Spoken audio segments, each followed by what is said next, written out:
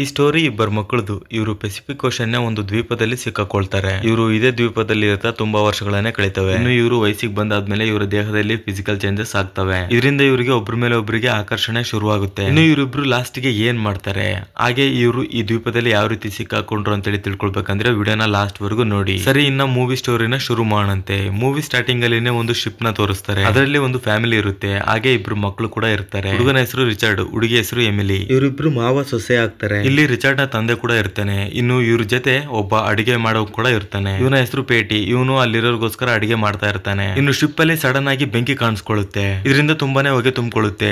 ಹಾಗೆ ಆ ಹೊಗೆಯಿಂದ ಏನು ಕಾಣಿಸ್ತಾನೆ ಇರೋದಿಲ್ಲ. ಇನ್ನು ಪೇಟಿ ಆ ಇಬ್ಬರು ಮಕ್ಕಳನ್ನ ಒಂದು ಚಿಕ್ಕ ಹಡಗಲ್ಲಿ ಕುಂದಿರ್ಸ್ಕೊಂಡು ಅಲ್ಲಿಂದ ಕರ್ಕೊಂಡು ಹೋಗ್ತಾನೆ. ಇನ್ನು ಇವರು ಇದ್ರಲ್ಲಿನೇ ರಾತ್ರಿ ಎಲ್ಲ ಕಳೀತಾರೆ. ಇನ್ನು ಬೆಳಕಾಗುತ್ತೆ. ಎಮಿಲಿ ಒಂದು ದ್ವೀಪನ ನೋಡಿ ಪೇಟಿನ ಎಬ್ಬರಿಸ್ತಾಳೆ. ಪೇಟಿ ಆ ದ್ವೀಪನ ನೋಡಿದ ತಕ್ಷಣ ತುಂಬಾನೇ ಖುಷಿ ಪಡ್ತಾನೆ. ಇನ್ನು ಆ ಹಡಗನ್ನ ಆ ದ್ವೀಪದ ಹತ್ರ ಕರ್ಕೊಂಡು ಹೋಗ್ತಾನೆ. ಆ ದ್ವೀಪದ ಹತ್ರ ಹೋದ ತಕ್ಷಣ ಇವರಿಗೆ ಒಂದು ಅರ್ಥ ಆಗುತ್ತೆ.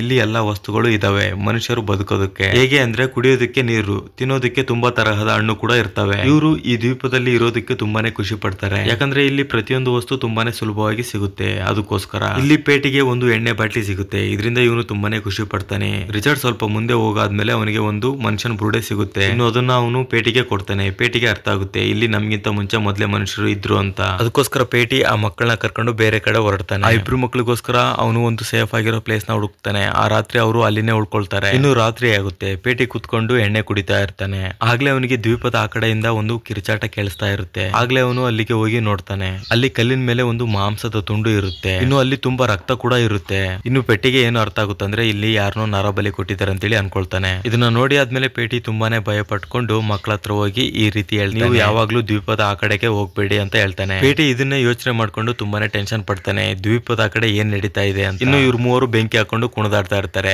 ಆದ್ರೆ ಪೇಟಿ ತುಂಬಾನೇ ಕುಡಿದಿದ್ರಿಂದ ಅವನು ಬೇಗನೆ ಮಲ್ಕೊಳ್ತಾನೆ. ಬೆಳಿಗ್ಗೆ ಪೇಟಿ ಎದ್ದ ತಕ್ಷಣ ನೋಡ್ತಾನೆ ಅವನ ಎಣ್ಣೆ ಬಾಟ್ಲಿ ನೀರಲ್ಲಿ ತೇಲಾಡ್ತಾ ಇರುತ್ತೆ. ಅದನ್ನ ಇಟ್ಕೊಳ್ಳೋಕೆ ನೀರಲ್ಲಿ ಇಳಿತಾನೆ. ಆದ್ರೆ ಎಣ್ಣೆ ಮತ್ತಲ್ಲಿ ಇರೋದ್ರಿಂದ ಅವನು ನೀರಲ್ಲಿ ಮುಳುಗ್ಬಿಡ್ತಾನೆ. ಆಗ ಅವನಿಗೆ ಸಹಾಯ ಮಾಡೋದಕ್ಕೆ ಯಾರು ಇರೋದಿಲ್ಲ. ಬೆಳಿಗ್ಗೆ ಮಕ್ಕಳು ಎದ್ದ ತಕ್ಷಣ ಪೇಟಿನ ನೋಡ್ತಾರೆ. ಪೇಟಿ ಇರೋದಿಲ್ಲ. ಪೇಟಿಗೋಸ್ಕರ ಹುಡುಕಾಡ್ತಾ ಇರ್ತಾರೆ. ಆಗ್ಲೇ ಅವರಿಗೆ ಗೊತ್ತಾಗುತ್ತೆ ಪೇಟಿ ದ್ವೀಪದ ಆ ಕಡೆ ಇದ್ದಾನೆ ಅಂತ. ಈ ಮಕ್ಕಳು ಆ ಹಡಗನ್ನು ತಗೊಂಡು ದ್ವೀಪದ ಆ ಕಡೆಗೆ ಸೇರ್ಕೊಳ್ತಾರೆ. ಇನ್ನು ಇವರು ಪೇಟಿನ ನೋಡ್ತಾರೆ. ಅಷ್ಟೊತ್ತಿಗಾಗ್ಲೇ ಪೇಟಿ ಸತ್ತೋಗಿರ್ತಾನೆ. ಇದರಿಂದ ಈ ಮಕ್ಕಳು ತುಂಬಾನೇ ಭಯ ಬೀಳ್ತಾರೆ. ಯಾಕಂದ್ರೆ ಪೇಟಿ ಈ ಮಕ್ಕಳ ಸ್ವಂತ ತಂದೆ ತರ ನೋಡ್ಕೊಳ್ತಾ ಇದ್ದ. ಇನ್ನು ರಾತ್ರಿ ಆಗುತ್ತೆ. ಈ ಮಕ್ಕಳಿಬ್ರು ಮಾತಾಡ್ಕೊಳ್ತಾ ಇರ್ತಾರೆ. ಎಮಿಲಿ ರಿಚರ್ಡ್ ಹತ್ರ ಈ ರೀತಿ ಹೇಳ್ತಾಳೆ, ನಾನು ಈ ದ್ವೀಪದಲ್ಲಿ ಇರೋದಿಲ್ಲ, ನನ್ನ ಎಲ್ಲಾದ್ರೂ ಬೇರೆ ಕಡೆ ಕರ್ಕೊಂಡು ಹೋಗು ಅಂತೇಳಿ ರಿಚರ್ಡ್ ಗೆ ಹೇಳ್ತಾಳೆ. ಇನ್ನು ರಿಚರ್ಡ್ ಎಮಿಲಿನ ಕರ್ಕೊಂಡು ಬೇರೆ ಕಡೆ ಹೊರಡ್ತಾನೆ. ಅಲ್ಲಿಗೆ ಹೋಗಿ ಆದ್ಮೇಲೆ ಇವರಿಬ್ರು ಒಂದು ಸಣ್ಣ ಮನೆನ ಕಟ್ಕೊಳ್ತಾರೆ. ಒಂದು ದ್ವೀಪದಲ್ಲಿ ಯಾವ ರೀತಿ ಬದುಕಬೇಕು ಅಂತ ಇವರಿಗೆ ಚೆನ್ನಾಗಿ ಗೊತ್ತಿರುತ್ತೆ. ಹೇಗೆ ಅಂದ್ರೆ ಪೇಟಿ ಎಲ್ಲ ಇವರಿಗೆ ಕಲ್ಸಿರ್ತಾನೆ. ಇವರು ಇಲ್ಲೇ ಇರ್ತಾ ಕೆಲವು ವರ್ಷಗಳು ಕಳೀತವೆ. ಇನ್ನು ಇವರಿಬ್ರು ವಯಸ್ಸಿಗೆ ಬಂದಿರ್ತಾರೆ. ಇದರಿಂದ ಇವ್ರ ಬಾಡಿಯಲ್ಲಿ ಫಿಸಿಕಲ್ ಚೇಂಜಸ್ ಕಾಣಿಸ್ತಾ ಇರುತ್ತೆ. ಇವರಿಬ್ರು ಅದನ್ನ ಗಮನಿಸ್ತಾ ಇರ್ತಾರೆ.